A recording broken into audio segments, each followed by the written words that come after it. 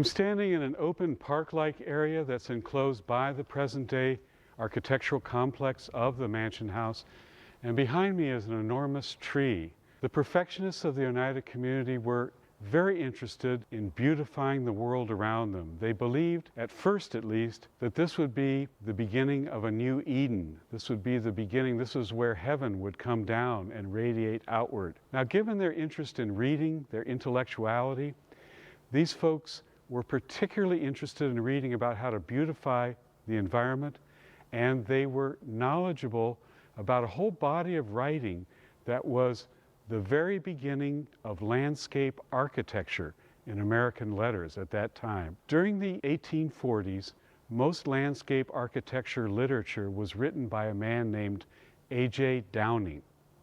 And in 1851, Downing published an article in which he said, "I've been telling you how to beautify the American landscape, but I haven't told you what to plant.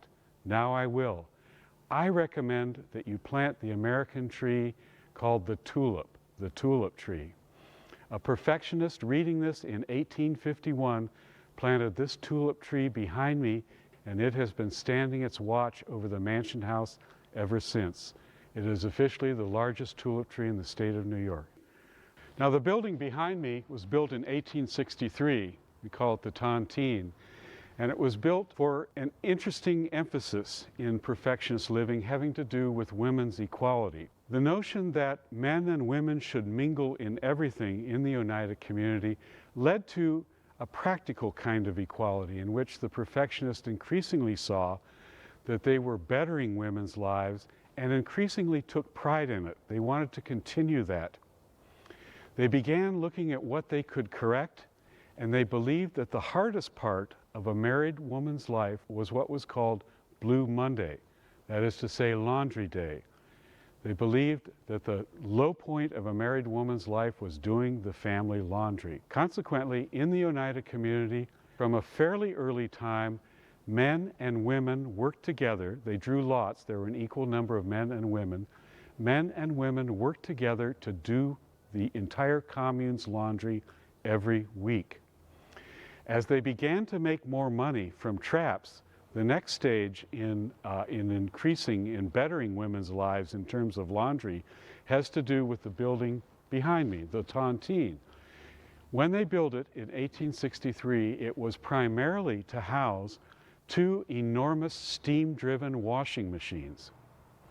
That was right at a time when they were hiring outsiders, employees, to build traps for them in the trap factory. And almost immediately we find employees, they call them hirelings, showing up in the laundry department. And then they start showing up in other places in the mansion house, doing other aspects of household drudgery. And the end result was that by the late 1860s, the Oneida perfectionists had solved the problem of household drudgery, not only including laundry, but other aspects as well, for women and for men as well, probably better than any other American group was able to do for about a century. Standing out here in the quadrangle, you can get a good feel for how big the mansion house complex is and how it was built at different times and for different reasons. The last part of the Oneida community addition to what we now call the mansion house was a four-story building called the New House, and it was built in 1878 when the Oneida community numbers suddenly rose from about 250 to 300.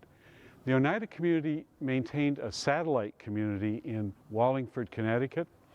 After the Civil War, malaria spread throughout the North, and Wallingford became a death trap, and for that reason they moved the communards in from Wallingford to here, and that was the occasion where they built a whole nother wing, the New House.